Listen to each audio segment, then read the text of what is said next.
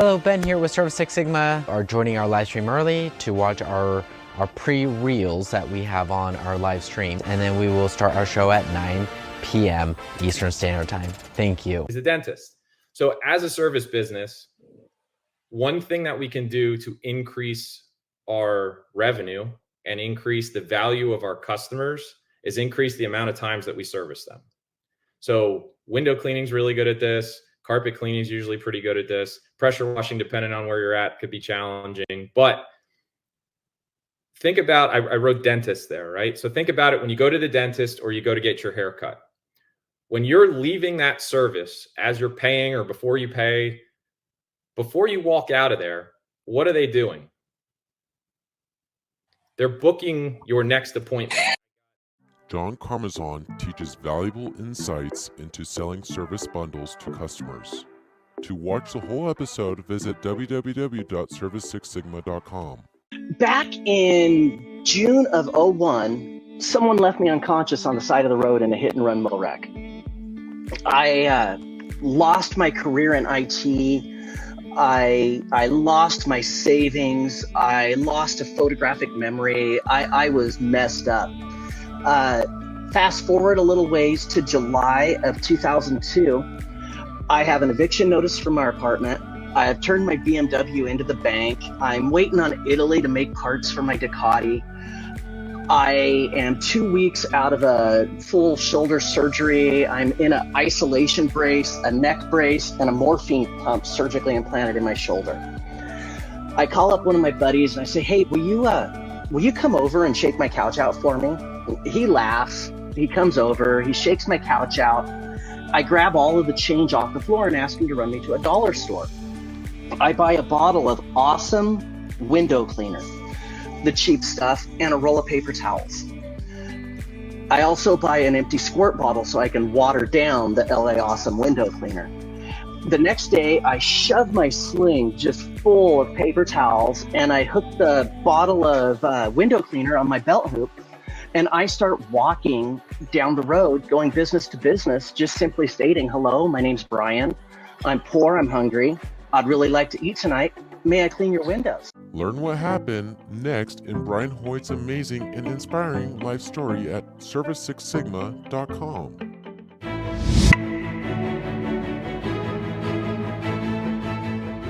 We have many guests that we have on our show. Be part of a growing community of guest speakers and share your professional insight in the mobile service industry.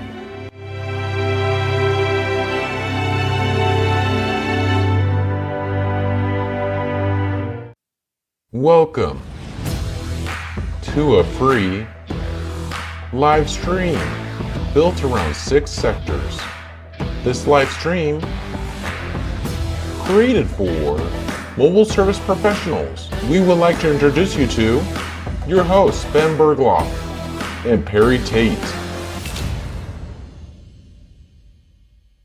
Welcome to Service Six Sigma, your live stream for mobile service professionals. We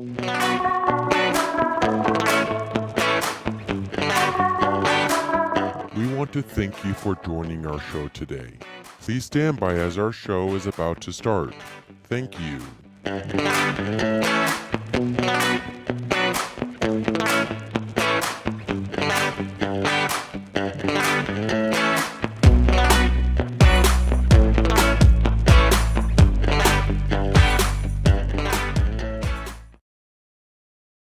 Boom. I'll unmute you there, Benji. Here we are with our show today. What's love got to do with it? Okay, so very quickly, I'm just going to say, because in the pre-reel, we talk about the 6 sectors of business. So I'll just go to that one straight away, Ben. And welcome everybody to it. This is going to be an amazing one. So I've got Mike and Megan and Mike with us today. But firstly, just the 6 sectors of Service Six Sigma is the service industry, perfecting the service industry, getting some little nuggets from everybody, about what's been amazing in their lives, which other people can pick up and, try and apply to their life. That's the game plan. And so we've broken your business down into 6 sectors. So we'll have a look at those. The first one is just how do we attract customers? You know, it's the prospecting, the social media, the referrals, the word of mouth, the shopping centers, all those kind of things. What are our ways to get new customers seeing us? And then how do we convert them? So that's our sales process, whether it's online with Responsivid or you're going door knocking. Some of the guys go door knocking and close, and then over the phone with Google Earth or face-to-face closing. Like that. So if we've attracted a customer, converted a customer, we need to deliver the service. So how do we do efficiency, right? On site. So that's your tools, your techniques, your on-site management, your route management. And then once you've got a bit of business, you need to control it all and make sure you've got repeating customers and things like that. So that's the control systems and processes, operating manuals, training programs. And so that's your CRMs and all the automations, right? So products like Responsivid. I'm a big fan of Responsivid. Once you've got that, you get this chance either to stay as a single truck business, or you can scale. You can scale by adding other services, or you can scale by adding multiple trucks, right? So there's a dimension that you can do to scale a business. And then for everybody, whatever stage they're at, is once they've got to that point where they're saying, okay, I've got this and I'm sorted, then there's a chance to give back. And that's what Service Six Sigma interviews are about, the conversations, a meander through the personal and professional lives of people who have, achieved what they want to achieve from being in the mobile contractor industry. So without any further ado, I want to introduce a couple to you who have a great business, but they also have a great life. And I'm going to read what it's Megan and Mike, and I'm going to read what Megan wrote on her Facebook, and then we are going live with them. 2024 means we'll be 44 years young, with 14 years head over heels, with something came over the top of it. With 14 years head over heels love, 10 years of being the best ever of business partners, 8 years of marital bliss, and with 6 kids, I think, between us, whom are all healthy and well, and 3 beautiful grandchildren by 2 successful engaged adult children. Blessed beyond a doubt. I'd do it all over again in a heartbeat! Exclamation mark. Megan, you summed it up in one, didn't you? I did, and you made me cry all over again. I'm sorry. Good way to start the show. Oh boy, sorry about that. We met each other. I don't know. You know the year, right? Because it came on your Facebook memories. How many years ago was it? That was 2017, I believe. Tennessee. So Tennessee, 7 years, yeah, in Tennessee, and that was I was doing outdoor window demos, I think, at some point, and Yes. and Megan became my Tennessee toenail girl. Yeah, quite a day that was. The lesson learned from that was to never wear flip-flops while you're working.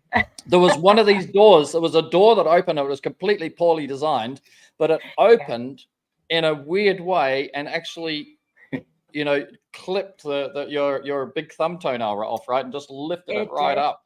It took it right off. I'll never forget your face. So when you and I looked at each other, and it was jaw dropping. We didn't even know what to say, but yeah, there wasn't anything to say.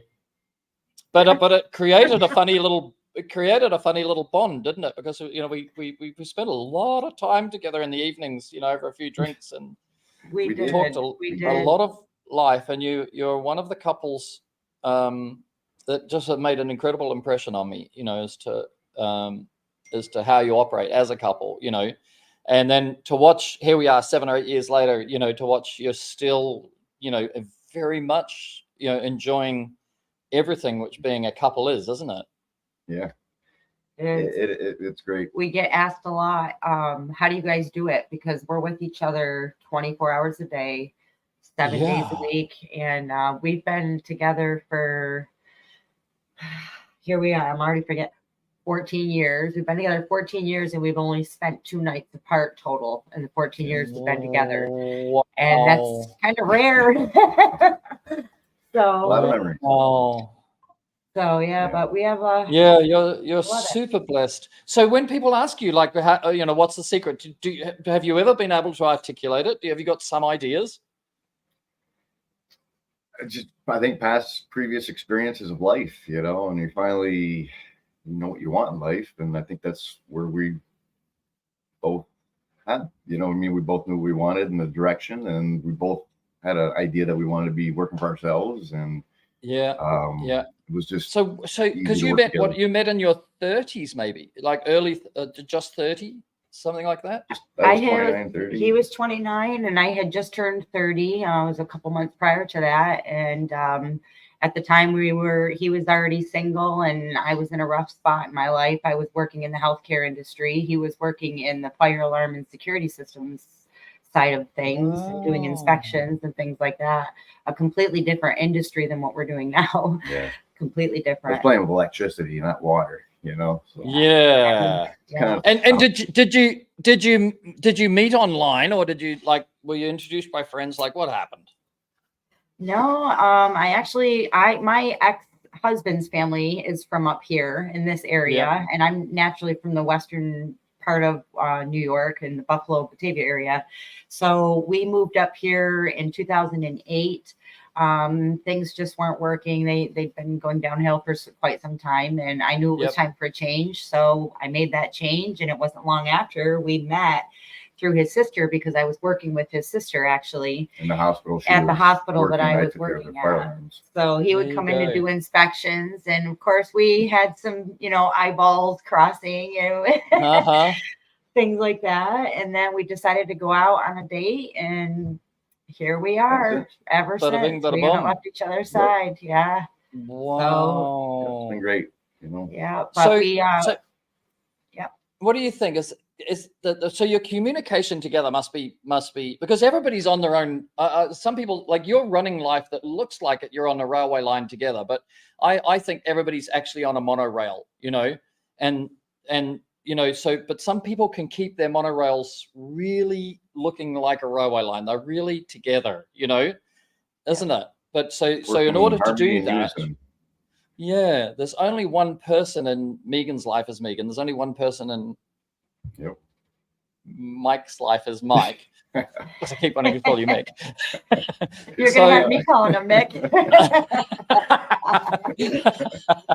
There was one year though, I went to Australia, and I kept hearing that, so it's normal. Used to that. Yeah. We would truncate Michael to Mick normally, but there's plenty of Mikes around. But I think that maybe there's a chunk of communication that goes on between you quite naturally, in order for you to be able to share your own goals openly. We had this on another podcast recently. We were talking about this, the ability of the other person, each person, to communicate really, and I think most of us have got filters which change what the other person's saying when it goes into our head. But for you guys, it seems maybe those filters aren't there, and you are actually hearing what each other's saying. Can you relate to that? Yeah. Because you've both been in a relationship before where it didn't work, isn't it? So, or over time it broke down. So you can think about, how that communication breaks down. And then that's what my life is like that, right? So I'm kind of in awe of, what you've experienced, and it's what my mum and dad experienced, and it's what I wanted to experience, so I kind of think about this, just, and I think that there's just filters that people build up over time or have, and then the other person's trying to talk to them and they just don't hear it or something. But you guys seem maybe that those filters aren't there, No, they really aren't. I mean, excuse me. They really aren't for us. You had me crying in the beginning, and now I can't get my nose to stop running. I don't feel that we have the filters, just because we've been through. I mean, we've been through some really bad times, in our life. We've lost family, and we've been through bad relationships, and all that goes. So now I think this far forward in our lives, well, for me anyways, I'm not going to speak for him, but for me, and it did help play into our business motto, is we like to keep it simple. And if you complicate things, why complicate things? I guess we've tried. He's taught me the most is that you don't have control over anything. You're everything that you try Yes. to. I'm a big person for making sure everything is planned out, and I'm on paper, and I list I have a list for a list for a list. He's not so much like Right. that. He does. When I met him, he didn't even like to wear a watch. Like, everything is just Yeah. life Is what it is. as it is Yep. what it is. And work And yourself out. You go with I'm the that. flow. I'm also that guy. Yeah, just and I go had with to the learn flow, and that. it is what it is, and what's next, and Be okay. adaptable, and So we've taught each other, I think, some things in that way where if we kept it simple enough for ourselves and we didn't overcomplicate things, it just flows. It just works. it's simply difficult but simple. I guess say it. So, but the limitation of the stereotypical male. I know that the concept of female and male is up in the air right now in America, but if we just go back to the stereotypical, male and the stereotypical female and the stereotypical male roles and the stereotypical female roles and the stereotypical male characters and stereotypical female characters, the stereotypical male doesn't express himself emotionally very easily. Mhm. There's we're designed to be a protector. We're designed to be a warrior, so we don't drop our guard, easily to be vulnerable. And I think that's another, challenge in relationships. Whereas, obviously the stereotypical female, if I just refer to them that way for the sake of wokeness,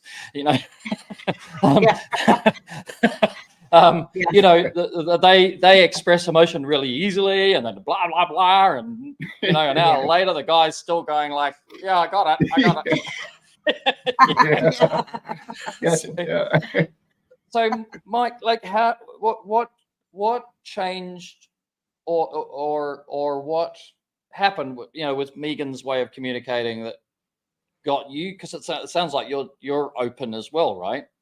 Oh yeah, I mean, we've always straightforward, being honest, but I don't know, I guess you just get to a point where it becomes natural. You learn how to work with each other, and a lot of people don't take the time to figure out how each other operates, or how one does this, one does that. And I mean, we don't always agree on our ways, when we're doing our business, but we always, in the end, compromise to get it done. But we just got used to working together, and just kind of falls natural in rhythm after a while, where you just, how each other works. It's kind of become unison. Yeah, isn't that nice?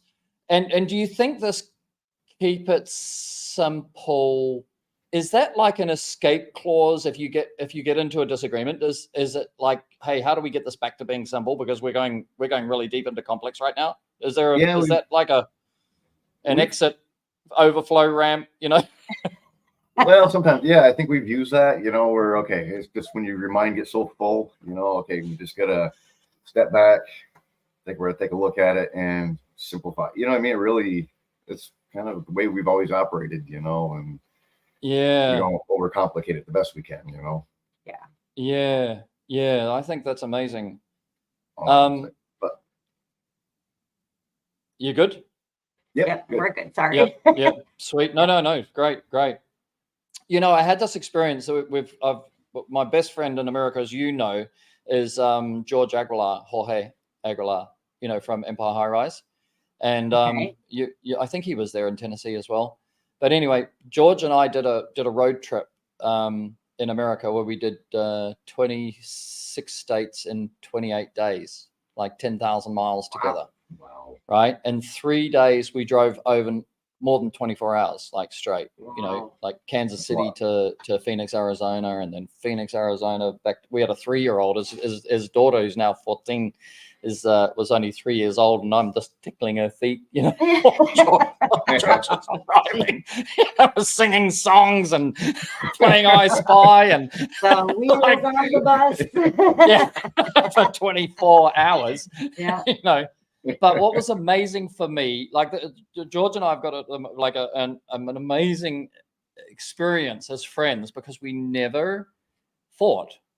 Through all the tiredness and the fatigue, we just didn't get into needing to snap at each other. And of course that created, this incredible bond where we can talk about anything, because we just know that we just don't trigger each other, Yeah. So I'm guessing that, because Yeah, because you guys, like we were talking before, like where you work up in upstate New York. I mean, you're not working in a city, or Right. are you? You guys are in the bush. That's what we call it It's in the bush, Australia. yeah, Yeah. pretty much. Yeah, Yep. country setting. Where we say y'all. Or the outback, you know, like Yeah. you guys are Yeah, country folk. Yeah. Yeah, wild terrain, very, Yeah. very sparse. it is. Yeah. So it would be nothing for you to drive 50 miles to and 50 miles back from a job. Is that right? Right. Yeah, yes, anywhere probably in a max we've done. We have a 100-mile radius. and Oh. some. Yeah, and then some. We've worked well past it, you know. But we try to stay within, you know, an hour and a half distance. And When you get a job that's more than 100 miles away, how did you find that job, or how did that job find you? they found us either through Referrals, usually Referrals? they're through referrals of people who know somebody that knows somebody, or what we're finding is a lot of our customers that have camps up in this area, because a lot of people like to come up here to camp.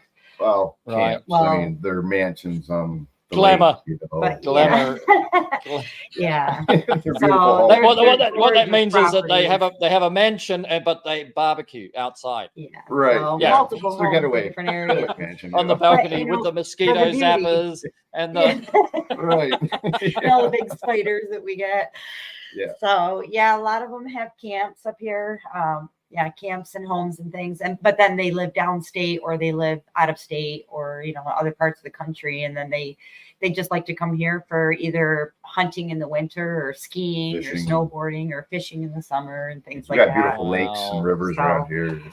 It's great. All the four seasons are beautiful to see up here, and that was one of the reasons why I moved from the Batavia area of Western New York, because it's so flat. There's no, you don't get to really see the terrain in the mountains like you do up in this area. So for me, it made Right. sense to travel the 5 hours away to be able to work and play in that beautiful environment versus just flat. So yeah, that It's a is gorgeous great. area. So we get to see Yeah. beautiful terrain throughout every day, and it's quiet in most of the areas that we're working in. Yeah, the birds So- chirping, the deer. We see a lot of deer right in the backyard Wow. where we're working in a lot of places. So yeah, it makes it interesting. And you know? and like if you see something like you've been working together in pressure washing and exterior cleaning for 8 years, right?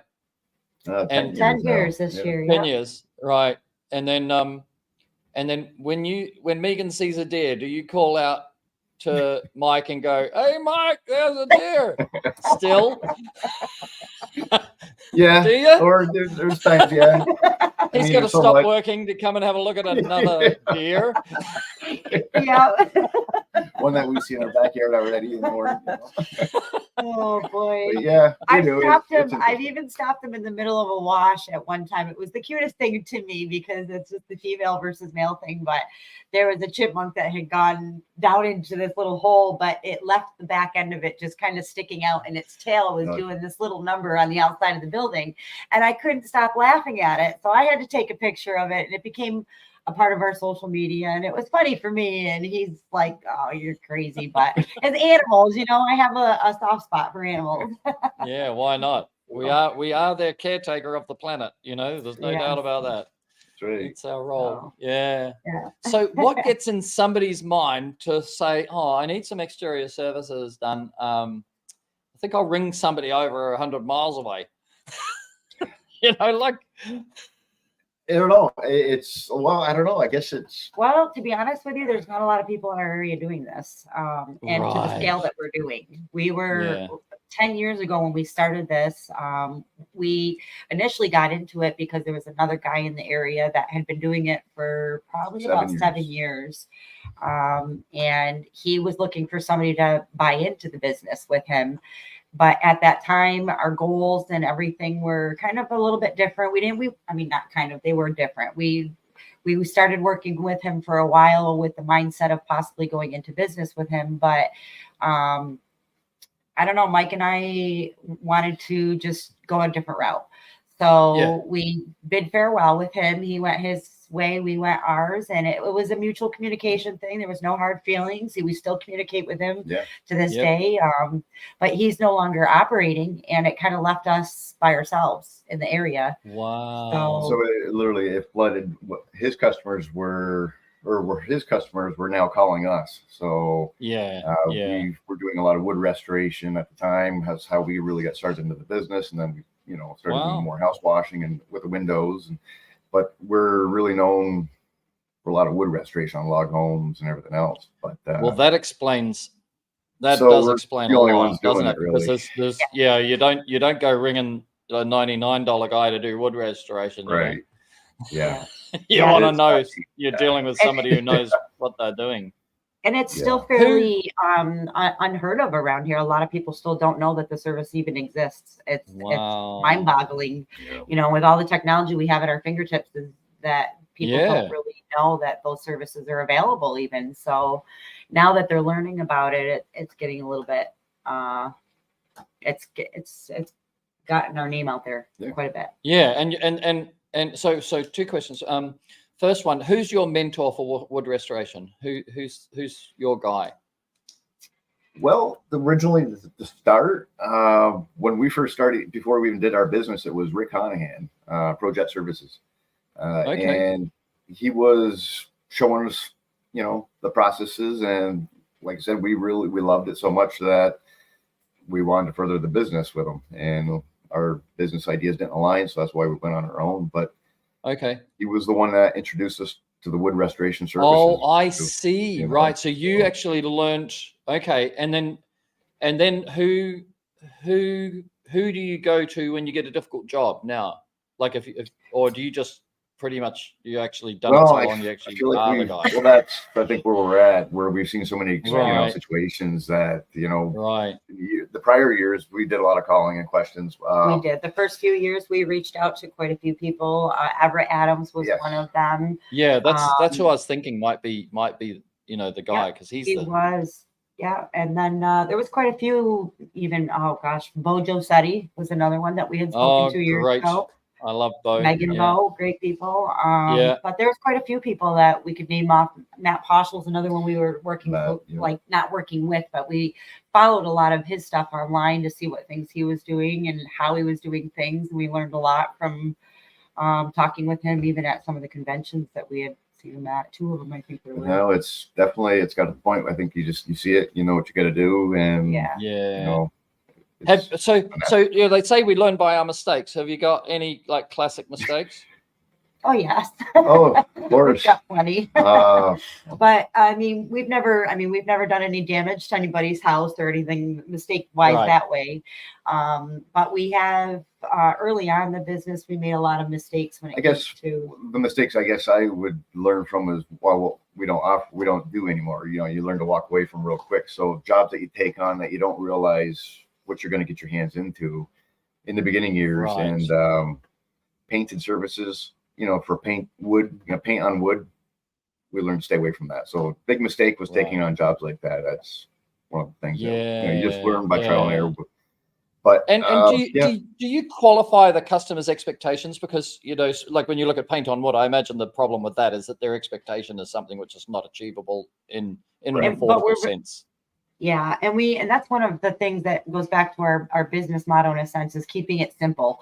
We're very transparent with our customers right up off the bat when they call us and they say, I want an estimate. Say, for example, I want you to see what you can do for my deck. It's been painted 3 times and I want to remove the paint. Right off the bat, we'll say, well, we're not going to promise anything. We'll come take a look at it, which is something we'll always do. We always go on site for every estimate because we want to know what we're up against. So, and we'll tell the customer flat out if we can't do it or if it's going to become too expensive. Sometimes it's better just to rebuild than to restore, depending on the age or how bad it is. So. Yeah. And those beginning years when we were doing estimates, customers would be, the price is too high. Can you go a little bit lower? And, beginning years you would, but not now when you realize what's involved and what it's going to take and how much work, Yeah.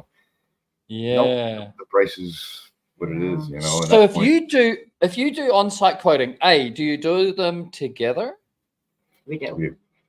Really? Yeah. You turn up as a couple? Hi. Every job. Yeah, we do. 'Cause, I mean, we both.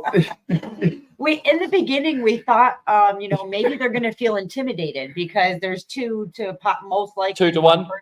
Yep. Yeah. Yep. So we did think about that, but we try to be ourselves. We are We ourselves. want our customers to know who we are. Yeah. You know, it's only they're going to be dealing with us. They only deal People with buy us. We don't people, have right? any other Yeah. employees. Right. So we want them to know that, this is who we are, and we want you to be comfortable with us, and we want to know who you are, so we know who we're working with too. So we know all aspects Yeah. of the job and the customer, both of us. You know? Yeah. Yeah. So, but here's the funny one. Like, if somebody rings you up and they're 50 miles away, I mean, how do you do that quote? We'll drive there to go look at it. Well, we try to line up, like if we have a route, we knew there's going to be somebody else out that way. We'll try to line it up. So it's Okay, so you won't say all I'll done in be one there route. tomorrow, right? You might say I'll Yeah. be there like next No. Thursday. We're going up to the mountains, so Right, we'll yeah, be we'll- driving past your place. Yeah, we try to get most of our estimates in within 2 to 3 weeks at most. I mean, springtime is our busiest season. Obviously, everybody's thinking about cleaning things up. Yeah. So between now and June, we're flooded, and then it slows down for a little bit. Middle of summer, and then we pick back up again in the fall. Really busy again. the slowdown period's really like about a week. Maybe It's about a during the week 4th or of two. July time Yeah, frame, so- everybody's on Right, holiday, so right. it's Yeah. one of those. It's really the only slow point. So, but Yeah, we'll because- tell our customers that we'll get to you. We will get to you within 2 weeks. So if you can wait at least Yeah. 2 weeks for us, if we're that busy, most of them are understanding and they'll wait. So Yeah, because they're in I suppose the city folk wouldn't be understanding because they're like next day Amazon mindset. Right, yeah. Like, that's where we're where's- fortunate. Yeah. I ordered yesterday. Why haven't I got it today? Yeah. Yeah. Yeah. Yeah. It's different here. So Yeah. everybody's really understanding, Yeah. How do you buy food? Amazon, the delivery. What? Stop. He's messing with you. Okay. Just drive right on to the grocery store. We go through a couple of local farms for our meat. Yeah. We utilize Tucker's Black Angus, and they have amazing Black Angus beef, and that's who we go for most of our meat. And then our local grocery stores. And One of how them's, close to your local? 28 miles and the 7. So the What's your average? Now there's only the two of you, right? But what's your average spend when you get to the grocery store? Because do you buy for a week at a time or what? No, not typically. We're not home enough to do that. I mean, Oh. honestly, you can even ask our kids. We cook maybe 2 or 3 times a week. The rest of that we're on the road and we're eating. Right. So you're gonna grab something on the way home, Yeah, right? yeah. What's Well, your we favorite don't have burger? the cooler of drinks and things like that, but a bacon burger, but I'm getting burgered out lately. Oh yeah, I'll bet after 10 years. Yeah. Good home So cooked meal is great. Yeah, I know, right? But that's right. Applebee's and places like that have got like more like grandma's kitchen, grandma's cooking, isn't it? Yeah. we do a lot of our local diners around here. We have a native reservation close by that we frequent quite often. They have some great diners there that we go to, and we know a lot of people around too. So it's nice to eat local. We do a lot of our stuff local. Yeah. We try to keep as local as we can. Yeah. What an help the incredible community. life. And okay, so how many freezers have you got? 2. Too. Two big ones, right? 2 freezers. Yeah. Do you medium buy size. half? Do you buy half a beast at a time from the farmers? We have. We've And done a whole, Yeah. whole beef or a whole cow, and then Whole we've cow. done half a cow. So Wow. And do you get him to cut it up, or do you guys get in there together and say, "Let's do this as a we usually get project"? in there together and get into Who? Both of you with a knife? No, you won't see me doing any of that. No, it's all USDA. You're the cling wrap girl, right? Yeah. I'll cook it and ingest it, but I don't want to do any of the prep stuff that far. No, it's all prepackaged. It's all USDA. That's it. Oh, stamp. you're a funny guy. Okay, it's that'd be great. a funny project, but wouldn't it? To actually say we're gonna cut up half a beast or something and cling wrap it. No, I'm good. no, I'm good. I don't- My dad keep got it simple. My dad Keep it got him a simple. little bit too hooked on Curiosity Stream and things with animals, so he's got a softer heart than he did, probably 20 years ago. Oh, little right. bit. Yeah. So Yeah. Did you grow up on the land, Mike? I did Yeah. pretty much. Yeah. What kind of beasts? What animals? What do you mean as far as like hunting and all that? Did you have beasts or were you just on acreage? What do you mean as far as? I guess I'm confused. No, when you're growing up, did you have animals like was it a little farm or were you just Oh on no, acreage? we didn't have a no. We didn't. We just had acreage. We didn't have a farm or anything like that. Right. Um, So no, we didn't grow up, doing those kind of chores. Farming. Yeah. Yeah. I mean, I have farmed, when I got 16 and 15 in those ages, so. Yeah. Yeah. What an Yeah, experience. I grew up on a dairy farm for 3 years and it was an amazing experience, so, Yeah. I'd have to milk the cows and, do all that. I'm only like 12 to 15 years old Right. and it, anyway, it's a dimension that changes you. And when I'm broken up with my 3 children from the one mum, when I broke up with her, I ended up getting custody of 2 of them, Bree and Harrison, and we were living in the city. We were living right beside Sydney Harbour Bridge, right? Wow. That right in the city, Yeah. right? Out the window you can see Sydney Harbour Bridge. Wow. And then I realized that it's kind of like Planet of the Humans. This is back in the days of Planet of the Apes. So I'm going, this is like Planet of the Humans, and I grew up on a farm, and I need my kids to not be city dwellers and think that Right. milk comes in bottles, right? No, milk comes from teats and and stuff like that. So I took the kids out. We went and moved from the city. I moved out into the countryside, got 5 acres, rented one place for 1 year and another place for another year. And then we got a place beside the river and then got him a little dinghy so he can go up and down the river and see his neighbors, by dinghy and stuff like that, Harrison, and stuff like that. So I think land is so earthing, isn't it? Yeah, it is. Yep. Yeah. we've got 10 acres here and Oh, we 22. or I'm sorry, 22 acres, but our house and most of our property sits with us on the 10. And we thought about getting goats and things like that and chickens and, but it all came down to time. Do we have the time to do it, to keep Trying to get track of our all of time it? back. But we're trying to, if you want to keep it simple, don't get goats because they climb on everything. Right. I had a Lexus. I got this 16-acre farm for a couple of years up in Queensland, and then I got one guy said, "You want a goat or 2 goats or whatever?" He gave me 2 goats. I ended up with 2 goats or 4. Maybe I started collecting goats. I can't remember. But I had at the time I had a Lexus, right? And then I've parked my Lexus in the yard, and of course the goats are just all over it. By the time I get back to it, and they don't scratch the Duco, but they leave their hoof stuff. Whatever it is, cartilage or whatever, they leave that all over it, like because they, always accelerating. Oh, You think we'll pass? Yeah, you just confirmed it. No No more goats for us. Yeah. If you had them well fenced, but I know we had Louis and Rebecca Rears on here the other day, and Louis got really sick, and he was seriously overweight, like well into obesity.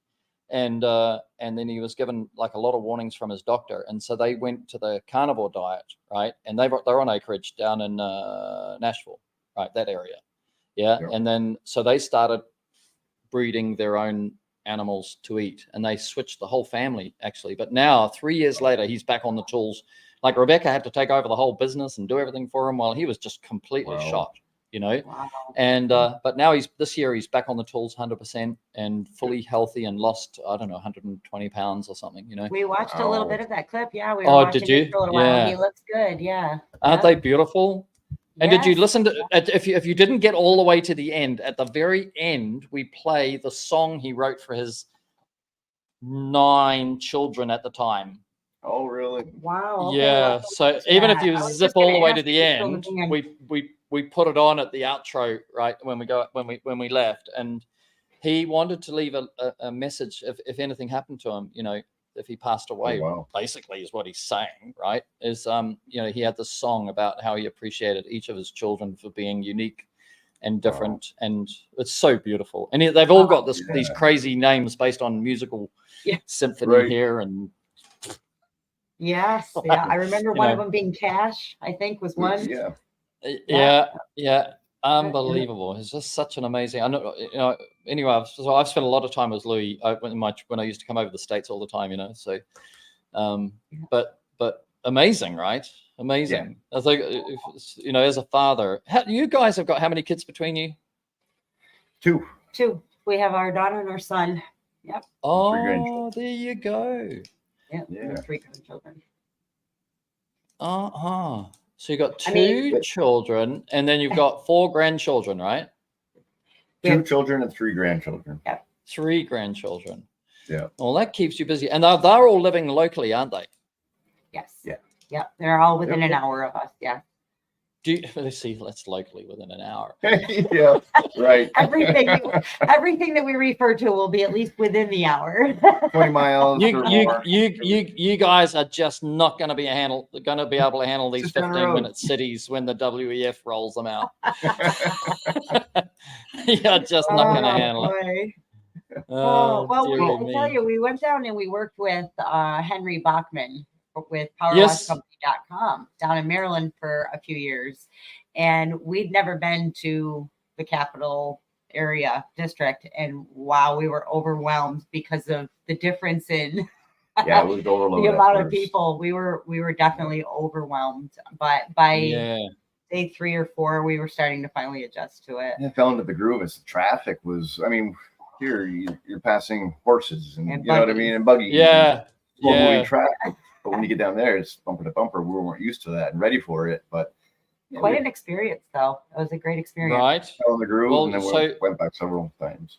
Yeah. When I was up in Queensland, I was driving 50,000 kilometers, is 30,000 miles a year. I was actually in a court case over the kids, and so I'd stopped work.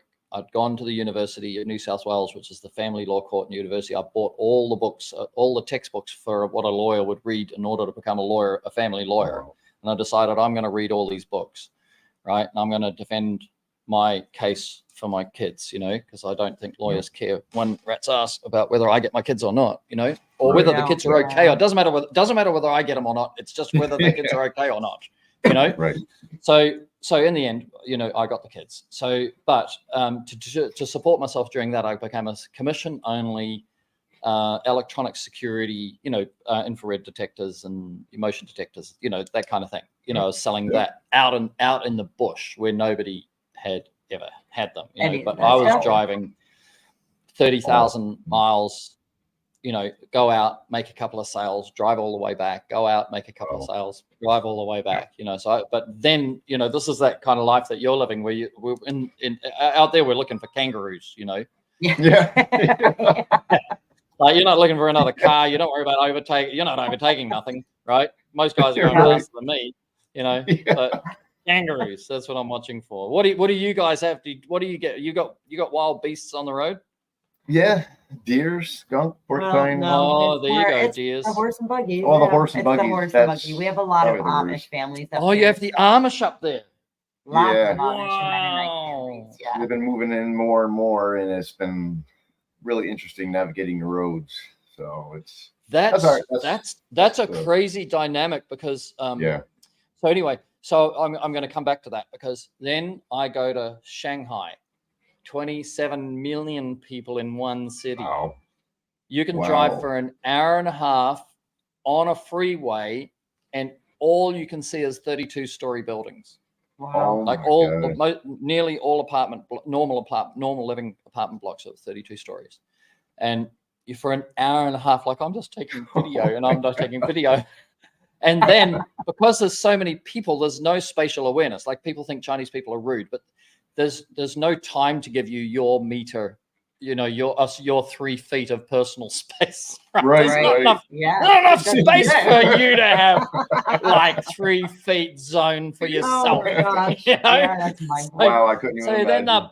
they're bumping into you. For them, it doesn't. They've always been bumping into each other. You know, Yeah, what's, so your, it's what's your normal. problem? And we're going like, Used what to the fuck? Like, don't you know I've got personal space? And what are you doing in my life? Yeah. Oh, So boy. but you Away can from the truck. imagine the overwhelm. And I'll tell you one more short story. The in Australia and New Zealand, if you're on a pedestrian crossing, you know, a zebra walk, you know, Mhm. that you have right of way, right?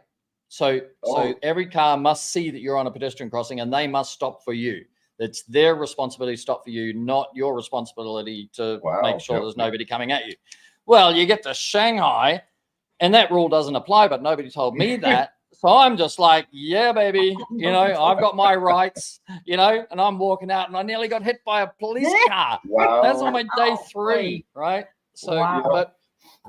but the thing about the person driving too slowly being a horrific risk to the person who's driving even at the speed limit, let alone over Right. it, is you know, can imagine in China, like you just have to be like koi fish, you know, like everybody's got to go together. Like it's all like this. And you think they're driving Flowing crazily, together. but there's a space here. I need to get in there. And there's a space there. I'll get in there. Like just like, you know, when you're feeding koi. And but if you think, oh, I'll be safe and I'll drive slow. No. You are not safe. run You over. have to be. And so you're dealing with this with the horse and buggy. Like these guys are doing like 5 miles an hour, 6 miles an hour. Yeah. And you're belting along at 60 miles an hour and you got to be. Yep. You gotta be ready to on guard quickly. I mean, there's been several accidents, you know. Oh, You come up onto those and it's like, oh geez, it's not what you want to see. And hopefully they make yeah. make it out Especially okay. over crests and stuff like that. Yep. They There's should a lot of have to winding, have. turny roads here. Yeah, they should have big flashing lights and, you know. They've been mandated. They've been changing the laws for them so that they're supposed to have specific lights or the orange triangles on the back. They are slowly starting to make themselves more aware, but unfortunately, some of the, a lot of the areas up here, there's no lights on the roads. Some of the roads aren't Right. marked with lines, so they're dirt roads or they're off-season roads or things like that. Oh. It happens a lot more often than we'd like to see. Oh my, yeah. And that's a human being, you know, it's a mom, a dad, a grandma, a granddad, a kid, you know. Lots of kids that are hanging out in the back of those carriages. Yeah, Yeah, just loving so- life. And then all of a sudden you get a truck up you. So, Yeah. yes. Yeah. Wow. Well, that makes life interesting, doesn't it? When you're driving 50 miles each way every day. Yeah. But we've Oh, learned to work with them in the area. I mean, they live actually right across the road from us. We've got a couple families on our road that are Amish and Mennonite. Yeah. We've learned to respect them, and they've learned to respect what they call the worldly people. It's interesting though. Oh, just to yes. sit on the front porch and look across and see the time, or back in Yeah. time feel. We got Back to the Future right in front of us. Right. There it is. Past and present. Yeah, feel, past and present. Unbelievable. But you know, if the whole thing goes to pieces, they might be the great survivors, Last you know. man Right, standing. yeah. Yeah. Right? Yep. They would be. Like we'll be going like, I can't live without my mobile phone, and they go Yeah. like, I lived my whole life without a mobile phone. Right. Well, it's funny. Well, it's like they've been coming up so much, and we thought we were the only really business around here, but they have us beat because one town we were coming through, we were on our way home from work, and there was an Amish buggy, can't make this up, with a power washer in the back of it, power washing a building. And we literally had to slow down. And did we just see what we saw? Because it's unheard of, but they were. So they were actually power washing with a power washer in the back of their buggy with the horse in the front. It was amazing to see that, Yeah. They must have a Interesting, though. generator in there as well, right? Not sure. Not sure. Not sure how they were operating. Not sure. Right? So it What was could it be? interesting. Even if it was air, there's got to be electricity, right? I would think they're using supply from the homeowners that they were Yeah, probably doing probably. work for. So right at the house, There as you long go. as it's not Yeah. utilized on their own property, they're able to Okay. use it. So Yeah, Okay. that was interesting. Yeah. Wow. Well, different. doesn't that make life interesting? Yeah. Do you get, like you said before, spiders, and you said big spiders? How big is a big spider to you? Well, it's probably not like the ones in Australia where you're used to, but Right. us? Yeah. I would say when they're sprawled out, our wood spiders could be a $50 size, maybe, Sometimes a little bigger. maybe a little bit bigger, but that's more Like than compared enough. to your fist, how big compared to your fist? Well, I guess if I had to, like, sometimes probably at the bottom of that, we've had mason jars Okay. where you put them in a And- mason jar and they'll open up the width of the mason jar. Poisonous or not poisonous? Not poisonous. No. Just No. scary looking, and you know, Yeah. anything you want Okay. crawling on you. Yeah. And you have But, snakes, Oh yeah, bears, nothing poisonous. Nothing too poisonous. Nothing Right. too serious. But bears. Bears? Yep. Yeah, we have everything. We Yep. get moose, and we actually this past year we just learned that on our property we had a bobcat roaming around. We didn't know that it was in the backyard because we'd never had trail cams before. And this year we decided, oh, let's put some trail cams up, see what's going on back there. And sure enough, the bobcat came right over a footbridge that we have set up, and it sat there for a good hour and a half, 2 hours. It was listening to the chickens that were newly arrived next door. Yeah. So I'm sure it was paying attention to the farms next door, but that was cool to see. We never Yeah. knew we had bobcat running around in this close Coyotes. to our area. So We have a lot of those. a lot of coyotes. Yeah. wow. So, Moose from once in a while. We've seen moose trails come through. That's pretty cool, right? Yeah, Yeah. it That's is. pretty cool. You're really, Yeah. it's a really, You you know, have to because see I'm one. living on the beach, but you know, there's two kinds of people. There's mountain people and there's beach people, I think. yeah. And there's and then there's all the others like city dwellers. Like, Yeah. Well, one day we want to be beach people. We want to be beach people. That's the goal. okay, well, you got to come and have a holiday with me over here, and you'll get a Definitely. nice That would be amazing. dose. I went of to Australia beach. 1 year down in Frankston. Frankston and down in Victoria. Yeah. Down in Frankston. I had a friend that was living there, and he had met somebody, and he was bugging me, hey, come on over and visit us. So I decided to, and it was a great time. And we went to Ballarat. Yeah. Is that right? Yes, Ballarat? I know Ballarat. Yeah. Got a I'm from tattoo Sydney, in but Dandenong.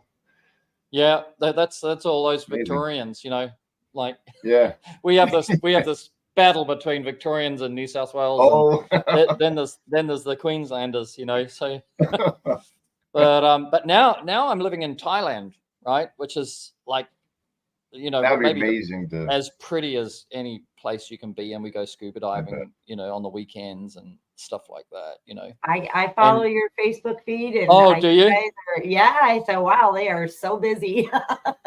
Yep. Right. You But look it's like so- you're having it's- a lot of fun.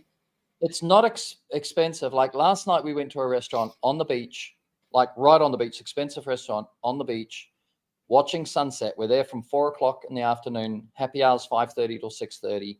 And we left at 9 at night, and we drank a bottle of wine, a couple of cocktails during happy hour, Coca-Cola for the kid, sparkling water the whole time, 2 pizzas, seafood platter, and the whole bill was $200. Wow. Not bad at all. Yeah, Really? There's for no 4 way people, you're- like $50 a head, and that's Wow.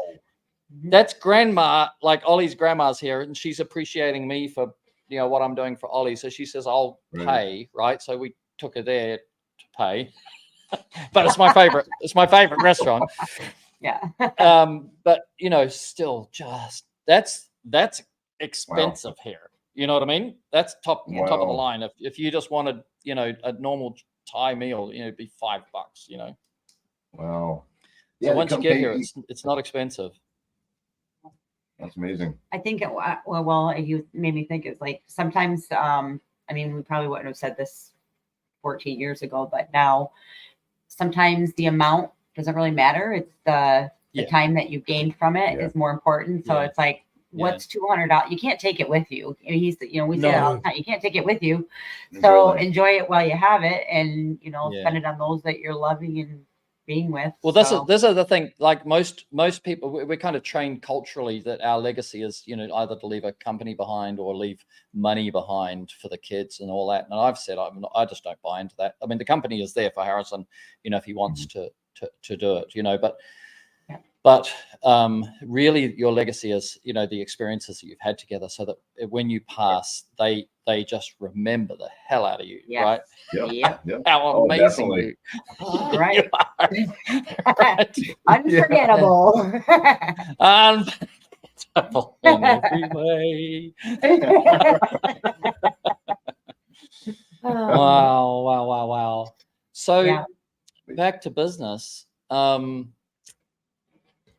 What percentage of your work is wood and what percentage is other services? Well, I guess it's kind of almost, I don't want to say even split, but I mean, I had to say probably with our power washing, it's probably a good 50% of the business. And probably what? I would say that's about right. Our power washing is a good chunk of it.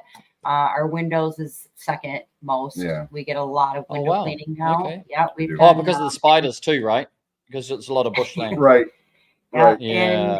And you know, honestly, actually, I think a lot of it is on well water. We're not operating in areas that have water that's crystal clear, so to speak. So we get a lot of calls with people that say, I have spotty water and I don't want to wash my windows. Can you come give me the purified clean? And that's what we're doing. So that's taken off quite a bit in the area. So. It turns heads around here with using the pole, you know, and the water fed. Wow. It definitely turns some heads and they start questioning, what is that? And what kind of chemicals are you using? What's coming out of it? Yeah. Conversation, you know, so it gets the ball rolling, and then you have to stop to my house, and it starts that way. And then before you know it, you're washing their windows. So. But our wood restoration, we've kind of started limiting because it's just him and I, and weather is a huge factor in our area. Yeah. So we're constantly battling in the wintertime. Obviously, we're not doing services. So we only have that 5 or 6 short months to complete, say, even a dozen customers that want us to come do 10,000 square foot of wood. We can't fit all dozen customers in 5 months. It's just not going to happen. Not with him and I, you know, just and weather and all these other factors that play in. So we've learned to not overwhelm ourselves with the wood services anymore because it's not worth killing ourselves over. So we're trying to delegate more now of how many customers can we handle between the two of us. So because again, with the terrain and the distance and fighting with Mother Nature, you know, our seasons here change every day. It seems like, or the weather changes every day. So we used to always try to cram everybody in, and then it was getting to a point where we're not going to be able to get everybody in if we keep doing it this way, because the weather's not always going to work in our favor. And we dealt with a lot of situations where we're always having to fight with weather. So limiting our wood services and taking on so many is kind of the route we went. You know, that's what's worked. Yeah. And do you have a minimum job size? Like if you're going to drive all those ways to see all that stuff, you've got a minimum. Yeah, you have to have a flat rate, or you know what I mean, to get the truck rolling. You have to. You can't go out there just, you know, for $150. You know, I've got 2 windows that I can't reach. Can you come and clean my 2 windows that I can't clean? Yeah. Right. Yeah, it's not going to work. It's not, you know, justified. So but I was going to say. I don't know. I was going to say something now. What's the most biggest, beautifulest house you've cleaned? Oh gosh. Oh boy. What would you say? I don't know. Size wise, or I mean, just the impression on you guys. The one that goes, wow. I wouldn't say it was a house. For me, actually, yeah. I'll speak for myself. We had one that was what we called the Stairway to Heaven. It was a big place on a lake, and they had wooden stairs that went in tiers all the way down to the lake. And what was the climb on that? Maybe elevation. Oh, geez, it was like a 30-degree, incline or whatever slope. So it was quite a steep And I can't remember what the square footage on wood was now. I wouldn't Right. that passes my I wish I had a mind, but picture. they called it the Oh. Stairway to Heaven. And when you looked at it, it looked like the Stairway to Heaven. Literally, you're going down from a mountaintop down to the bottom. It was to this amazing beautiful to lake do with that. boat docks and everything else. And And was built that it. your project, or that was just there on the property? No, that was our project. They want us to wash it. They want us to stain it, but they end up just having us wash it instead because they said, "Oh, we'll do it ourselves." And I don't know if they ever I don't did. know or if they not. ever went It through with the Oh, would've staining. took forever. But yeah, Me. but that Imagine was a the really quads fun on job. those people. Did I they have know. legs like Thor, like tree trunk legs? No, actually, they didn't. I was surprised. Surprisingly. She was a little thing too, so We were so tired after that job going up and down, up and Right. down. And the train was just unbelievable, but it was quite a workout. It was interesting. that was one of my Okay. favorites. I mean, it was a lot of work, but it was the Yeah. before and after was amazing for me to see that wood transition. But I don't know There's- what your There's so many favorites right would off. be. Right off the top of my head, I can't think of any, but I think one of the more unique ones would be like a fighter jet that we got to wash. It was for the American Legions over here for the military, and that It was was a one of the Skyhawk. more. It's a Skyhawk. Skyhawk. So we got to wash that and all the foundation and the base around it, and that was Yeah. something that you don't Yeah. get a chance to wash all the time, but that was one of the more interesting ones. Yeah. We've done some big jobs around. They all start to blend after a while. We kind of become the Well, you see when one, you feel like you see them. Almost ahead. everything you do is individual homes, like individual property, but not like business parks or estates, is there? Like they haven't done that in your area, have they? Where a developer buys a chunk of land and then gets the council to approve it for multi properties. You see on Facebook some of the jobs guys win. There's 100 homes and he gets all the roof washing or something. And you go, We don't have that around here at that scale, so No. nothing Yeah. like that. we've got some commercial clients that come, that we do yearly. We'll like a couple of hotel chains. We've worked Banks. with a couple of bank chains, things like that. But it's a lot of small businesses that we have do services for, but nothing large scale. Like homeowners associations are kind of far and few between in this area. So everybody that owns property and places around here are pretty much private homes or camps. yeah, So, camps, your but- camps, yeah. Yeah. Okay, so you've got about a 30 to 36 week season. Am I right? Something like that? About that. Yeah, that's about right.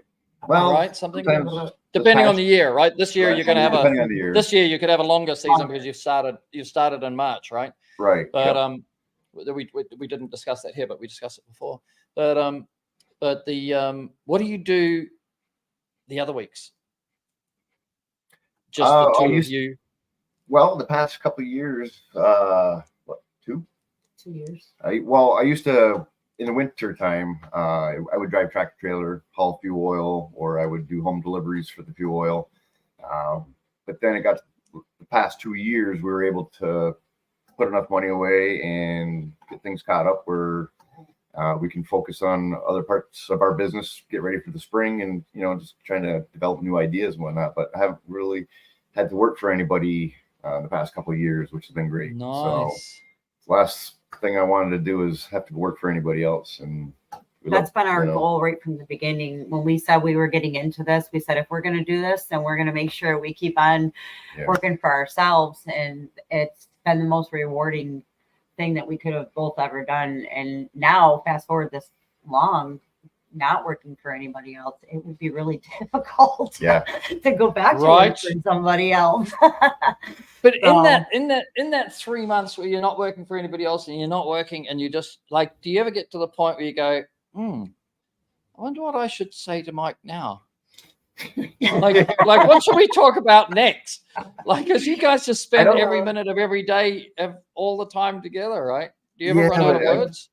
No, I don't think so. And that's like, that kind of goes back to the beginning when you said road trip, and you kind of create where you can just keep talking when you don't have to have a radio on, and you get to your destination and realize you didn't have to have a radio because you filled it with talking. That's kind of where we've missed a lot There's of so much. exits because we've talked so much in the truck. Yeah. It had to circle back, and we're like, "What did just happen?" And but there's always something Oh, my mind is always spinning anyways, and coming up with ideas or just conversations and vice versa. But it's yeah, it's never a dull moment, I guess. you know? Wow. He does push me to do things like I'll have an interest. I'm known to have like an interest in something that somebody else will show me. So, for example, one of the things a few years ago was like etching on glass and doing things with vinyl and the silhouette machines and our own sublimation and making our own products for our own business. And I did get into it. So I'm grateful for him for pushing me into doing that. However, now it's a time constraint thing. So it's like, it's bittersweet. I love to be able to do that and make our own products. You know, sometimes we'll come up with fun gifts to give away to our clients, you know, like, Oh, that's a good idea. eye-washing, Yeah. you know, eye washing glass cloths and Yes. keychains, things like that. So that does fill our void in the winter. I work on stuff like that, and he's doing a lot of the other maintenance stuff on the trailer and upgrading things for the next season. Trying to find a new system and try to always make it bigger and better. Yeah, You know? we're always rearranging the trailer every year. We try to tweak things differently. So we still stay busy in the winter. It seems so, right? We find ways to keep each other warm. Yes, I'm sure. I'm sure. I was going to say, do you hibernate? That was, you know. No, No, no we don't. hibernations. No. Yeah, but look,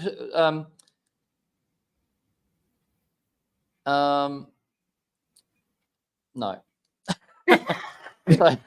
Okay, so there's a working day and there's a non-working day, right? Where one, you know, sort of says, okay, we're turning off now, you know, so go to the sleep zone, right? But when you're in work season, do you sleep longer than in your off season, or do you keep it the same?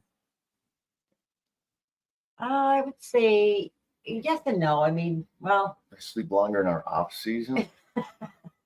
no. I don't No, think so. No, right? No, I don't. Just You're no. still, your brain is always Yeah, thinking yeah. of something. What can we do different, or what can we I do think we're better, or what still can on we the same improve rhythm on? from coming off the work season. It's I constant. don't. We don't really slow Yeah. our minds down. Okay, you just feel keep it. going, right? It's just Yeah. like, this is off season and I've got stuff to do. Yeah. It's hard Yeah. to shut Oh, that that's off, really you know, once interesting. you start working for Yeah. yourself and you're doing all this great stuff Yeah. that you feel like is making a difference. It's hard to shut that off. It's hard Yeah. to stop. I can't. I still wake up at, you know, if I wake up at 4, I get up. If I wake up at 5, I get up. If I wake up at 6, I get up. You know, I just go, Yep. whatever. You know, I never go, oh, I could sleep more.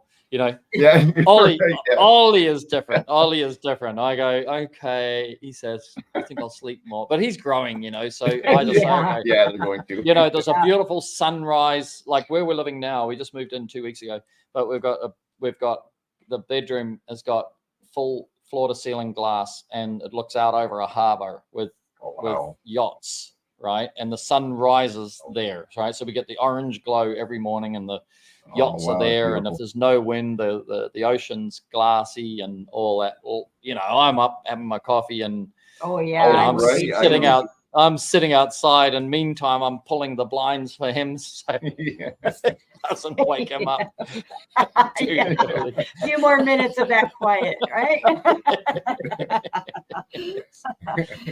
Oh boy. Yeah. Yeah. So Yeah. Yeah, no, definitely. It's keeps us busy. We're always trying to come up with new ideas and have fun too. what do you reckon? Because like we were talking to Kurt Kempton, and he was talking about the automation and the future. You know, the basically his, if I had to paraphrase it, he's saying, you know, the efficiency of being in business is changing. You know, even if we just sort of draw that parallel from the Amish to us with our worldly ways, driving motor vehicles, you know, but the efficiencies that we can get, and then you know, the automation of some parts of the business, which don't necessarily, you know, apply if you're a very highly personal business. You don't want to automate any of the Megan and Mike bit, you know. But when you get on site, that's definitely the efficiency zone, isn't it, for you guys? You Yeah. can't change how long it takes you to drive to and from a job. You can't Right. change how long it takes to quote a job, you know. But when you're on the job, if you got any sort of secrets, like how you keep it simple but you maximize your efficiency on site? Is it new equipment or is it technique or whatever? We stick to the same process. You know what I mean? The same routines in a sense. So once you learn your routine, you know, you stay on it. You don't fall out of track. So the efficiency, when we know we get on site or when we go do the estimate, her and I are both there. We see everything. If on our way to the job, we're getting a game plan how we're gonna set up, or you know how we're gonna attack it more or less. So by the time we get there, we're ready to go. We can get our trailer, pull our hoses out, and start cleaning because we already prepped the trailer, or we already know what we're gonna do on the job site. And each of you has a well-defined role in that. It is. So I'll give you a quick typical show up. If we were to show up at your house, you'd see us hop out of the truck and Mike would get out the driver's side and start. If the trailer and the truck are locked up, he'll start unlocking while I'm going up to tell the customer that we're here. Hello, you know, it's nice to see you. Open the gates on the trailer, get the water hose out. We usually have water on board already, you know, so we don't have to wait from an empty tank. Yeah. But get the water hose going first thing, and then we already start getting our game plan because we've already been there. So we start stringing out our lines, or depending on what we're doing. But yeah, and we just do let the you customer start? know Where do you start work? Do you start work at the furthest point away from the truck? We have learned that what works best for us is to split. So if it's a typical house, for example, he'll take two sides, I'll take two sides, and we'll kind of meet back at the truck. Usually, yeah, we would start from the back of the house. It all depends, I guess, on what we're washing, but usually it's from the back to the front. So by the end of the job, we're reeling our stuff in. You're back close to the truck, cleaning stuff up as we're getting closer, and by the time we're done, we're closing up the gate, and it's it. So it's pretty efficient. We like to try to start at the farthest point and work our way back, so that way we're making sure everything behind us is clean. Yep. And do you do inside windows as well, or you only do exterior? We used to do inside, and it's strictly exterior now. Yeah. So a lot of it is with the insurances, or just with the COVID at that time was really putting a stent in it. So we just chose to stay on the outside, and we didn't want to overcomplicate things, and it was becoming more of an issue for some of our clients. And you know, different people have different views on the stance of that issue, and we understand that. We respected that. And at the time, we were trying to, you know, ask some of our clients to respect our views on it as well. You know, we're a cleaning company, and our expertise was in cleaning, so we wanted to keep it very clean and the way we were doing things. But it was starting to become dirty in a sense, so we just said we're just not going to do it anymore. So, wow. And then, how do you deal with insect screens and bug screens and stuff like that if you're exterior only? We take the screens out. If we can't access them to take them out ourselves, we'll ask the customers to remove them. And then what if it's second most of the homes 1 story or 2 story? 2 stories mostly for the most part. Wow. 3 stories. So how do you get to the second story windows screens from the outside, or do you ladder up? Well, we usually had to ladder up, get up there, pop them off. Hopefully, as long as they're not locked from the inside. We've had the customer before, because sometimes I don't want to be going in the bedrooms, but they'll just unlock from the inside, and then I'll take them out. You know. Yeah. Be the one on the ladder. It's really customer dependent. Some of us will say, you know, especially our older clients, I can't climb the stairs, I can't get up there.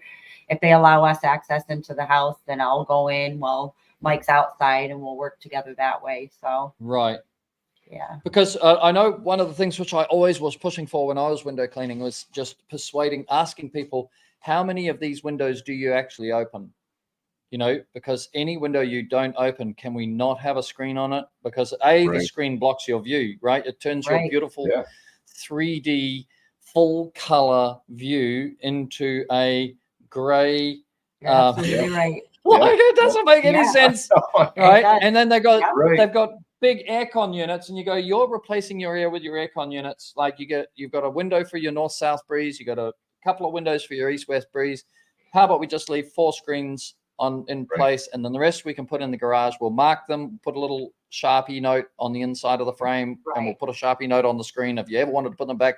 But by the way, if you ever realize that when you bought this house there were no screens on it, because the real estate agent knows it ruins your view. And and how many times, you know, the pictures, you know, like you have a beautiful view here that's probably had a large impact on why you bought this super nice house, Yeah.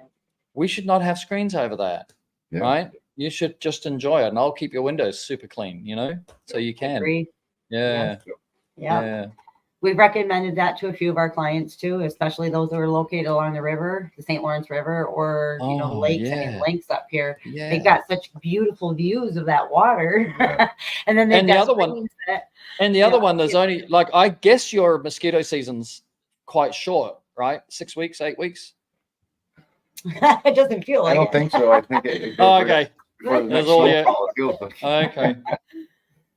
Yeah, no, it goes quite a Well, the other one is Summer. open, you know, like, you know, would it be possible to create a regime where you open the windows, you know, at midday, you know, rather than at sunset? Because sunset, you're going to need bug screens, right? right. At midday, it's like cooking, like mosquitoes Yep. don't like being cooked, you know? Right. So isn't it like there's a real, Yep. but it makes such a difference because you really got to get off those ladders, you know, you like ladders. I know.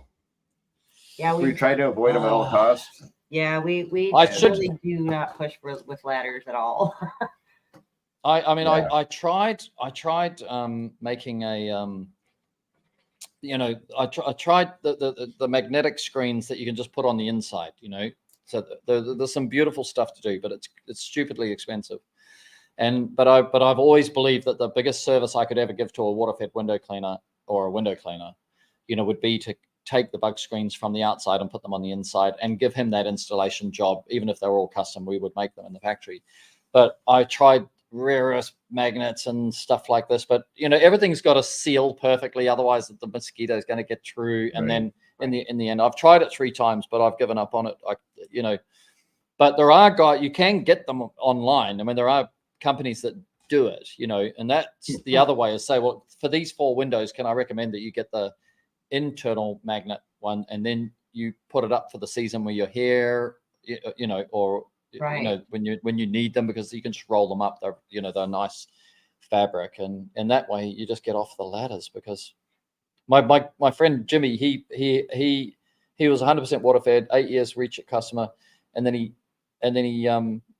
had one window that he couldn't reach with a pole, so he climbed up on the roof, fell off the roof. Oh, boy. Right, long time window cleaner, broke both wrists, right, couldn't work, Ouch. you know, Yeah, sure, I know. and ouch, right? Yep. It just changes. That's worse than a Yeah. toenail, Megan. Yes, right. it is by far. I'll take the toenail thing over broken wrist any day. Wow. Yeah. Now we try to stay off the ladders as much Yeah. as possible. Good. I mean, this Yeah. very, very few times, you know, on occasion you have to break it out, but Yeah, you have to. Yeah, Very but that's the little. problem with the screens. The screens is the last challenge, which makes you need to climb a ladder. You don't need a ladder to clean the window, but how do you get those Right. screens? And then that's why I asked about the internal external, because you know, internal, okay, you go on the inside and you can pull the screen out from the inside, and it's kind of like, okay, then no big deal. But if you're doing exterior only, the screen becomes a problem from a thanks. work Can't get in the motion. Oh. You can't Right. clean the window through the screen, right? So there's button. No, there's nobody's it's kind of solved that pointless. one. Yeah. Right. And that's the other Yeah. thing is that you look at which window is dirtier, right? The one that's got the screen or the one without the screen. It's the one with the screen that gets dirtier faster. You know, Every because time. everything gets caught behind it, doesn't get back out again. Anything goes in, doesn't come out. So there goes another benefit for them is, you know, just anyway. And No, and I think like we've learned sometimes with our customer base, now that we're you know, if some of our customers have been with us since the very first year we started, and part of that is training, I don't want to say training in the wrong way, but teaching your customers the way you operate your business kind of Yes. teaches them what to be prepared for when they know they're going to have your service. So some of our longstanding clients now just know, well, let's go remove the screens. We're going to have our windows washed.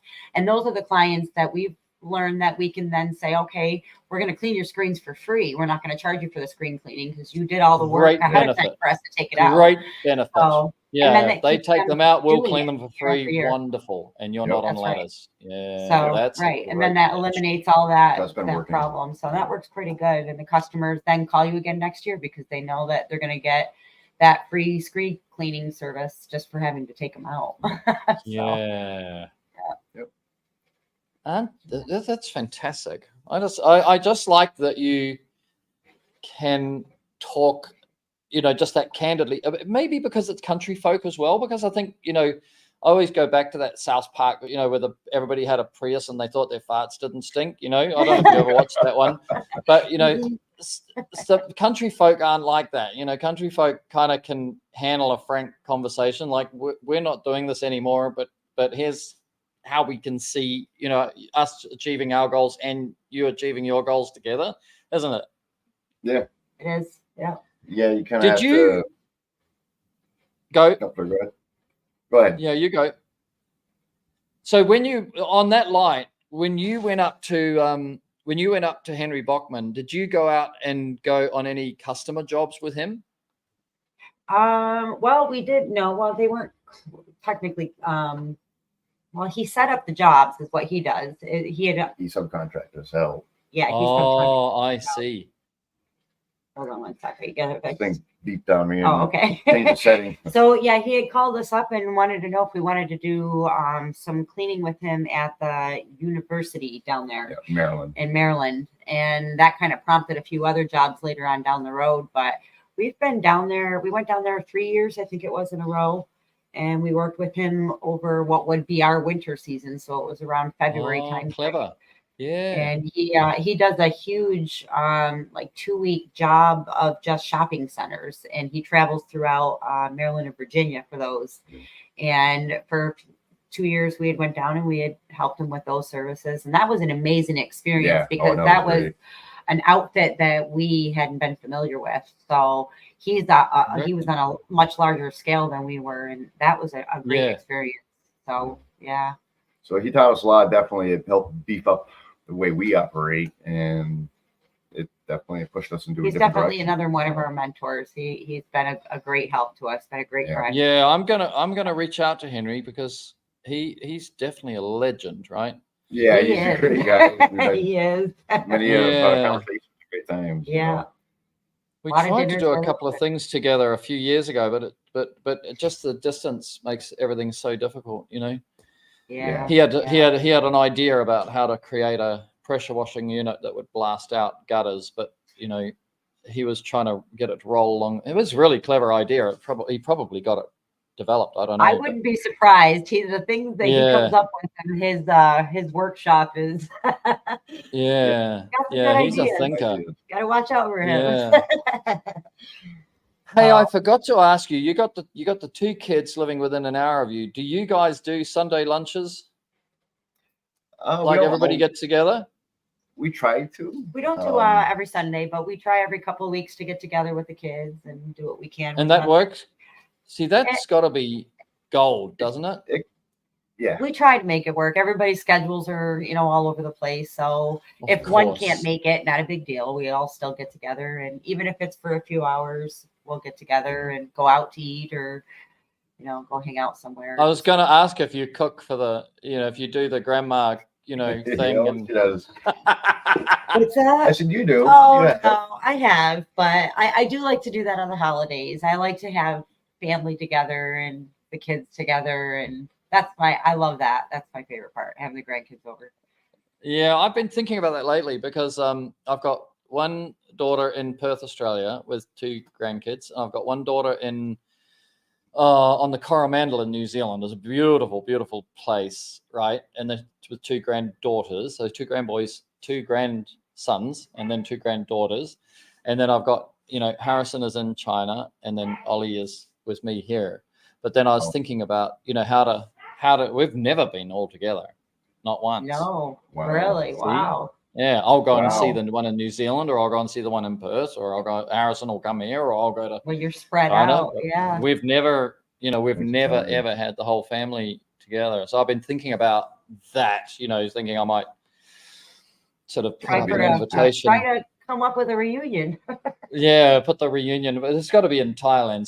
So you know, I think. Yeah. Because it's so nice. Yeah. Oh, Yeah. So I watch that on the American TV shows, you know, which obviously aren't reality, you know, but that Sunday lunch, that typical, you know, the whole family gets together. I always think, God, that's just so amazing, you know. It'd be incredible. Yeah, no, we don't do it as often as we'd like. We probably Yeah. should do it more, but you know, everybody's schedules are different and we make do when we can. Yeah. Busy lives. Yeah. Yeah. Well, I'll tell you the pitch, right? The pitch is, you know, let's say we live to functional, even if it was only 70, but you just use 70 and you're, let's say 44, so there's 26 years. If we saw each other, you know, 4 times a year, that we're going to see each other, you know, another 124 times, you Yep. know, and that's a great family pitch to say we just should try and increase the frequency of how much time we get together Right. while we're all super and great, because it does actually count down like that. Like I see my daughters once every 2 years. I'm 62. If I live to 82, I'll see them 20 more times, you know, Wow. in the flesh. Yep. Like, That way. right. Right. Sister. Yeah. So it's a great Sure. little pitch Wow. to get everybody to say, oh, maybe we Right. should all adjust our priorities, all adjust our busyness, because, you know, Yeah. we just counting quite low numbers now, you know. It makes Right. me think of, he tells some people this situation, you're probably gonna think of what I'm saying, but he said somebody put it into perspective to him one time that when you start adding up all the time that you spend with your loved ones throughout the day, when you take out the time that you're sleeping, that you're at work, that you're in the bathroom, that you're on a phone call with a meeting, or you take all that out of the equation, how much real time do you get with Yeah. that loved one, you know, throughout the day? And Yes. most people are lucky if they get a full total hour, you know, with somebody Right. throughout the day. And Yeah. that's I don't know, it's hard to fathom. You But figure how much you sleep. There's 8 hours or 6 hours or however. Yeah. You know, subtract that. and that's out of why the we're day. so grateful that we have what we have, because we know that we're more fortunate than others that we get to spend 24 So hours a much day, time. 7 days a week with each other. Well, besides the private bathroom moments, but But yeah, preferably. yes. I'll be glad to take that out of the equation. Yeah, that's it. I have my private moments. Yes. Yeah. So- But yeah. That's amazing. Yeah, it's very valuable. And I think the other thing, like just to remember when you've got the grandkids and everything, is that, you know, there's 2 dimensions of time with the little ones. And one is when they're on your lap and they're right, or you're holding them or whatever.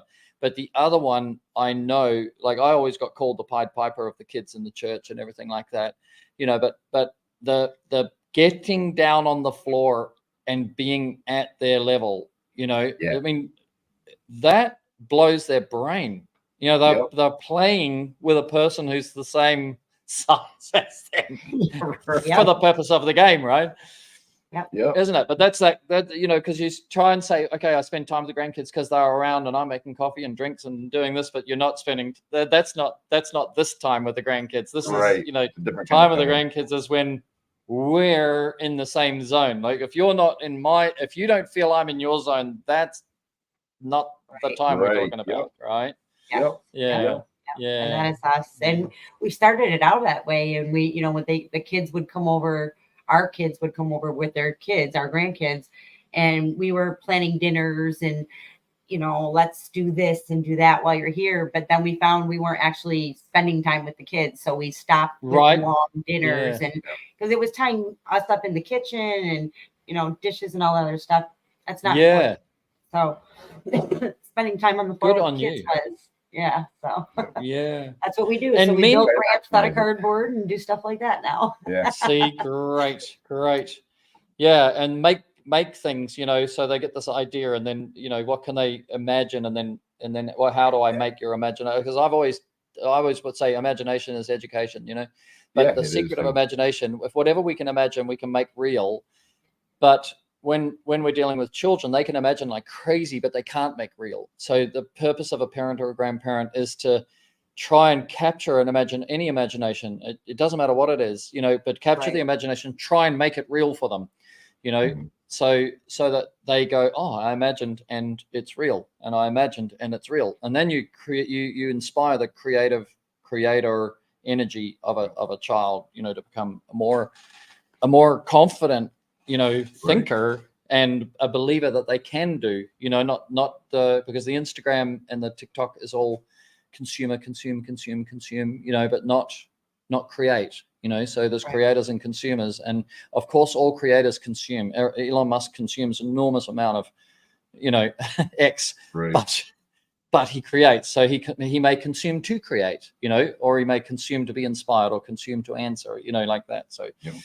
I think that, try and, if you capture this, whatever this little imagination is, so, well, how do we do that? When you said about you getting the cardboard out and cutting it up and stuff like that, that's Yep. that stuff, But in the meantime, you've got 3 dogs. You told me, yeah. Yes, we do. How big are they? Oh, what, 80? You don't have a pounds? Chihuahua, do you? There's something that would just shock me if you had a Chihuahua. We have a Chihuahua pug. actually. Yeah, more pug than They're Chihuahua, called though. Chugs. Oh, I love it. Yeah. Okay, that's okay. He's not really Who a was the- yapper either. No. No. If he's got pug in him, does he sing like a pug? Is it a he? No. No, Yeah, it's a he's a he. he. Yeah. Yep. And Have then you we heard have, pugs sing?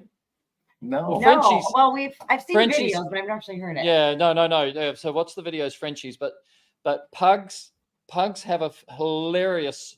Actually, it's a high shrilled scream, like Oh, really? like on a movie where you see the Arabic people at a wedding and the women are, celebrating. They go Oh, wow. like this. You know? And the French, the pug has got this scream like that.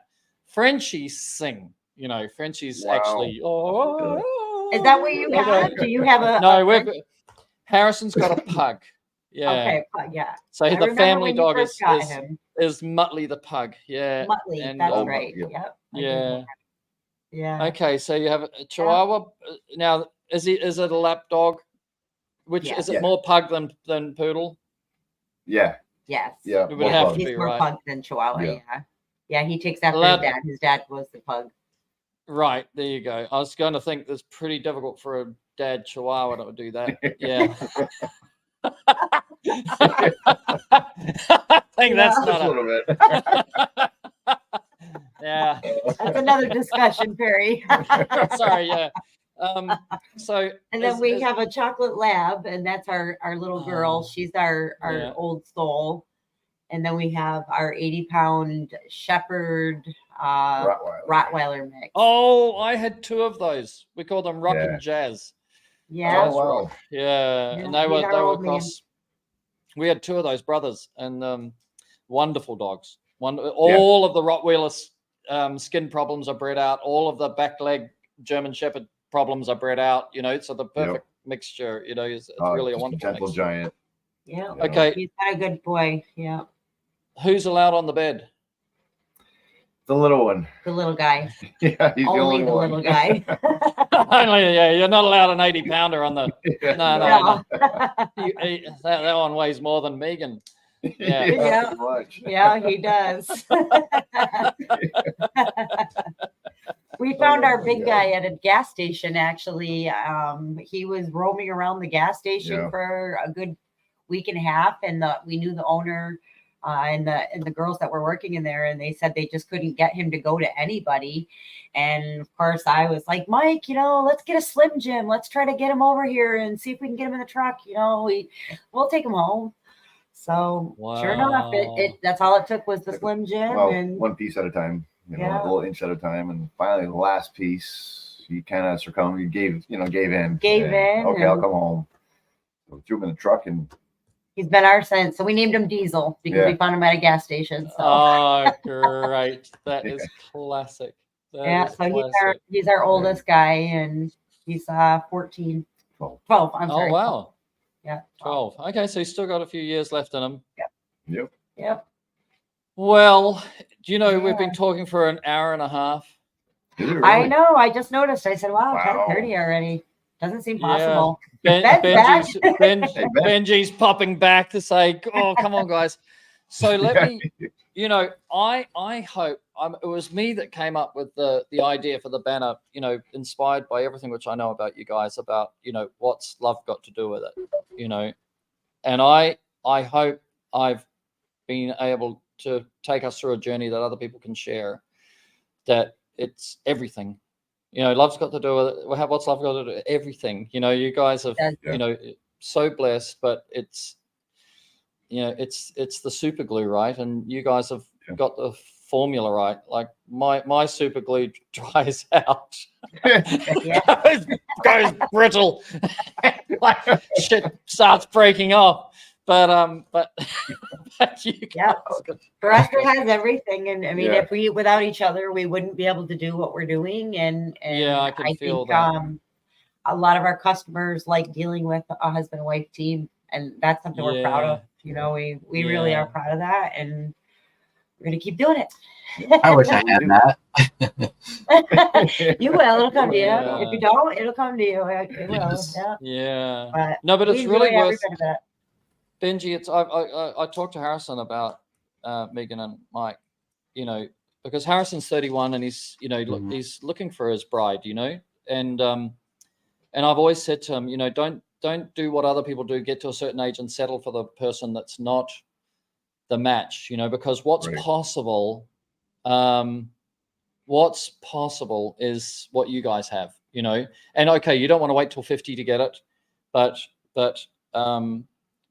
you know, but don't settle for something in a rush with a person that you can't communicate with, because and I don't think I need to explain anything to anybody as what's your secret, because I think it came out in the podcast, you know, is that the secret is how you communicate, how free you are. You know, you like yourself so much when you're with each other that you just want to be with each other, you know. So it comes down and that's the person. If you can find that person, that's just take them off the shelf right there and then, you know. Right. That's your person. Yeah. Take that. And we've had Don't let them. people ask us that, you know, like, how do you guys work together 24/7 and live with each other 24/7 and it still work out this long? But I guess my advice to be for somebody like Ben, if you haven't found that other person yet, when you do, it doesn't necessarily always mean you have to do everything together. No. I mean, we just choose to because it works for us. Yep. So you do what works for you, you know, and it seems to come easy after that. But you have to like who you are when you're with them. If that person grates you, or if your filters are filtering what they're saying and you're not hearing what they're saying, and they're saying you're not hearing what I'm saying, you know, just like next, you know, because it's just.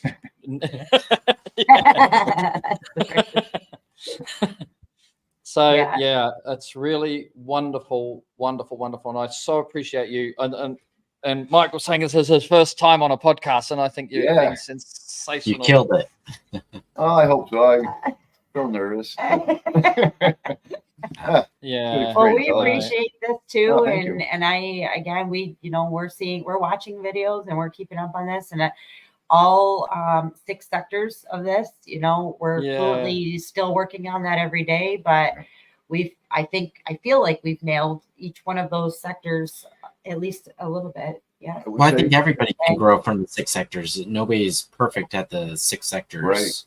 Right. Like, grow and especially you know, you've got an interesting dynamic going on, because you're actually selectively, you know, maximizing your time together, minimizing, not allowing the business to run your life, you know, but using the business to complement your life. You know, it's kind of like the second phase of business without going to scale, you know. Right. So and so in that sense, you know, you attract new customers. Okay, you get them by referrals, but you can say, oh, we're not going to do this job because we don't want to do this job, you know, like that, you know. So it's quite into that attract new customer area is interesting. And the other thing which I think is interesting about where you work is that I bet you all those camps, those people own outright, you know. Yeah. So that you're never gonna the whole recession thing could go to crazy, could go to a depression. You're still going to have that work. Yeah. That's never going. Those people are way above, you know, the pain of recession, depression, inflation. Oh yeah. Correct. Yeah. Yes. Yeah, we locked in pretty good with a lot of them. So. Yeah. You're solidly stable, which is really exciting. You know, you don't have to think as much as I do. Always growing and getting better and better, you know. Yeah. Well, I appreciate you guys. I think it's wonderful, and Appreciate I really anyway, I just think you're a fantastic couple, and you know, wonderful story to share. And we're grateful to have Yeah. met you, and I you miss two your. met now. I do and- miss your Wolverine beard though. Oh, me too, me too. But when it went grey, I looked like I looked worse than the evolved. What did I Wolverine? know what you're saying because I'm getting gray on this Logan. side, but not this Yeah, side. yeah. When he Well, that became happened. Logan, I go, do I really have to do the Logan look? You know? I look great on you though. I do miss that. Yeah, but I did do it for Harrison's 30th birthday. He rented a rooftop of a 30-story hotel building, and it was a helicopter pad, so it's called the helicopter pad party or something. Wow. And he put, I don't know, $5,000 down, and then they built a party around it. So there was about 150, not all the people at his party, maybe 30 or 40 as his party, and then they built a whole party around that party, you know, so it's maybe 150, 200 people. But for that party, I dyed my hair and grew the beard, but he didn't know, right? On the day of his party, I turned up with, you know, black hair, big black beard. You know, I look, you know, 15 years younger and a machine. You know? But then when I got that, you know, the grow out line on half my beard's gray and the other half's black, and then somebody wanted $100 to re-dye it because I'd gone to New Zealand or Australia, and they said, it'll be $100 or something. I go, like in Vietnam where I was at the time, like Vietnam. Oh no, yeah, China. Maybe it only cost me like $10 or $20 to dye it, you know. So anyway, but I definitely look better as Wolverine than I do as, you know, this dude. But that's life. Yeah, what are you gonna do? Yeah, you definitely did. What am I'll I gonna never do? forget that. Yeah, that was the picture of you and Louis Yeah. and Yep. standing outside the hotel that day. Yeah. Yep. Yeah. Is that the Louis that we had on? Yeah. Yeah. Yeah. Oh We wow. met him at the same convention that we met Perry at. Oh, okay. Yeah. Yeah. Good time. Had a great Yeah. time. Yeah, we had a great laughs that night. It was a good time. Yeah. Well, keep in touch with Louis because he's fantastic. You know, Yeah. Very well. he's really fantastic, and he looks Rebecca's good. incredible too. Like, and they're also the working couple. You know, Mhm. I So- see that with that many kids. That's amazing how they do that. I Right? commend them. Like that's crazy. and they homeschool, That's a lot. That's amazing. Yeah. Wow. That's like you got to be a saint to do that. Hats off to them. And I don't know if you picked it up, but he said, you know, she was out yesterday and she killed 3 of the goats for. What? Their dinner. Wow. Oh, Yeah. Oh, So boy. anyway, Yeah. so that's a great. If anybody's listening, you go back and watch the Louis Riez one. I can't remember what it was yes. called. But, all right, we better wind it up. Benji, All if you want to right. stay on, if you want to stay on, just debrief afterwards. You know, just to let the Yeah. the adrenaline go down. That'll be great. I'll still be here. Okay. All right. Thank you for watching or listening to another Service Six Sigma podcast. If you enjoyed the content, please like and share with other mobile service contractors. We live stream daily, Monday to Friday at 9 p.m. Eastern Time. All previous podcasts are available for viewing at service6sigma.com. And for listening on your favorite podcast channel, just search Service Six Sigma. See you next time, and you have an epic day.